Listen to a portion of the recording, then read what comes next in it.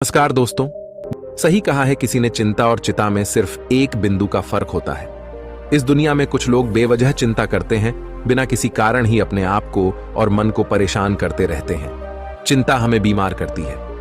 आज की इस कहानी में हम सीखेंगे कि क्यों हमें बेवजह चिंता नहीं करनी चाहिए। एक गांव में एक किसान था जिसे एक बहुत ही बुरी आदत लग चुकी थी, और वह आदत थी बेवजह चिंता करने की। वो हर समय किसी न किसी चीज की चिंता करता ही रहता। वो हर समय सोचता रहता है कि कहीं मेरे साथ कुछ गलत ना हो जाए, जबकि उसकी जिंदगी में अभी तक सब कुछ ठीक ही चल रहा था। उसके पास एक बड़ा सा खेत था जिसमें अच्छी खासी फसल हो जाती थी। खेती करने के लिए 2 बैलगाड़ियां थीं, एक अच्छा घर था, एक पत्नी और 2 प्यारे बच्चे थे। लेकिन फिर भी वो किसी न किसी अनहोनी के बारे में सोचकर बेवजह चिंता करता रहता। कभी सोचता कि अगर मेरी फसल में कीड़े लग गई तो क्या होगा, अगर आवारा पशुओं ने फसल को बर्बाद कर दिया तो क्या होगा, अगर सूखा पड़ गया या अत्यधिक बारिश हो गई तो मेरी फसल खराब हो जाएगी।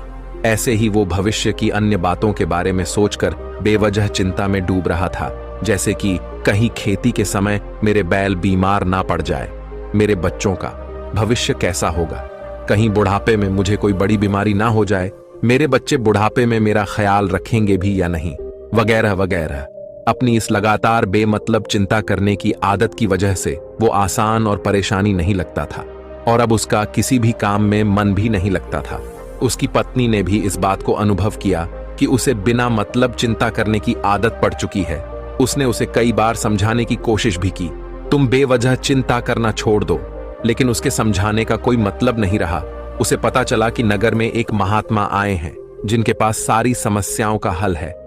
फिर एक दिन वो उसे लेकर एक बौद्ध भिक्षु के आश्रम में पहुंची। बौद्ध भिक्षु बहुत ही बुद्धिमान और ज्ञानी व्यक्ति थे।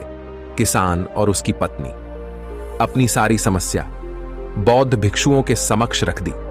किसान ने कहा, महात्मा, मैं हर समय किसी न किसी बात की चिंता करता रहता हूं। मैं ज्यादातर उन बुरी चीजों के बारे में और फिर कभी अपना हाथ अपने सिर पर रखते तो कभी जमीन पर। वो बहुत ही चिंतित और बेचैन चकर चिंतित होता रहता हूं, जो अभी तक मेरे साथ हुई भी नहीं।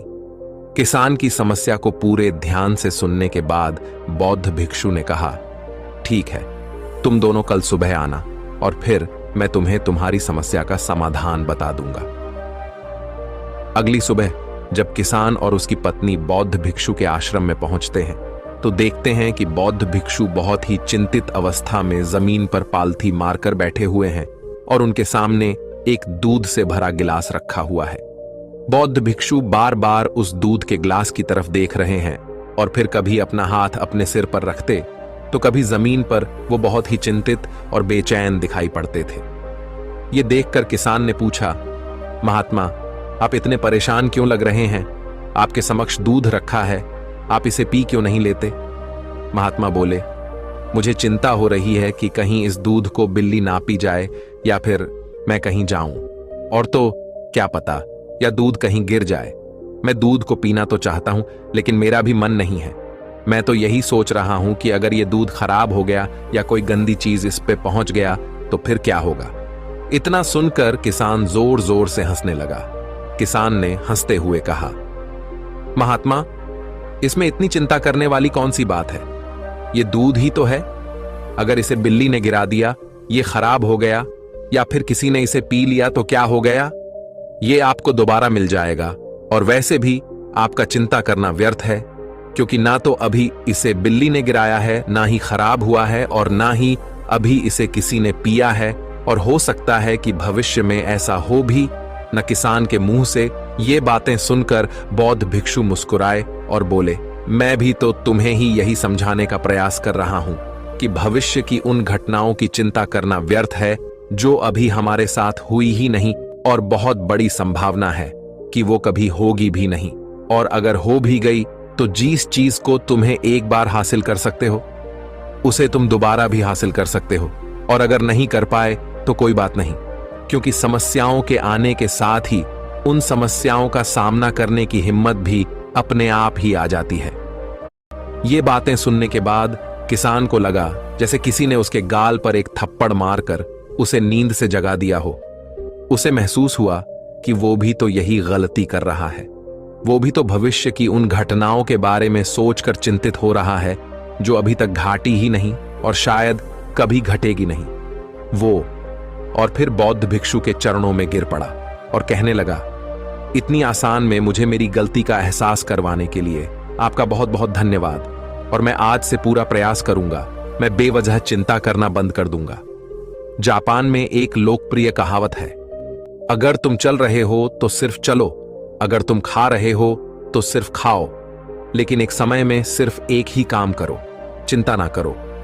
इस लोकप्रिय कहावत के अर्थ ने मुझे हैरान कर दिया था, और सच कहूं तो मुझे ऐसा लगता है कि कहावत के अर्थ में ही वो राज छुपा है जिससे अगर किसी ने अच्छे से समझ लिया और अपने जीवन में उतार लिया तो वो चिंता के बंधन से ही हमेशा हमेशा के लिए मुक्त हो जाएगा।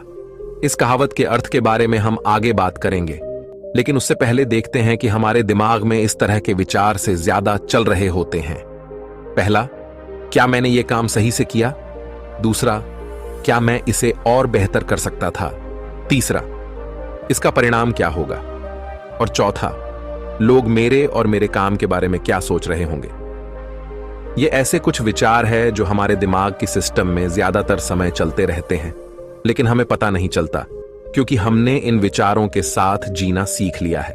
और हमारा दिमाग काम भी ऐसे ही करता है कि अगर हमने इसे किसी काम को कई बार करवा लिया तो फिर ये उसे अपनी आदत बना लेता है और फिर हमारे चाहे बिना भी उस काम को करने का प्रयास करता है। शुरुआत में तो हम किसी भी काम को अपनी इच्छा से पूरे होशो हवास में करते हैं, लेकिन बाद में वो हमारी आदत बन जाता है और फिर हम बस बेहोशी की हालत में बिना सोचे समझे उस काम को करते चले जाते हैं। जब एक बच्चा छोटा होता है तब उसे पता नहीं होता कि चिंता क्या है, लेकिन जैसे ही वो बड़ा होता है माँ बाप कहना शुरू कर देते हैं, बेटे आपको होमवर्क करना है, आपको उसकी चिंता नहीं हो रही, आपके एग्जाम आने वाले हैं, आपको उसकी चिंता करनी चाहिए।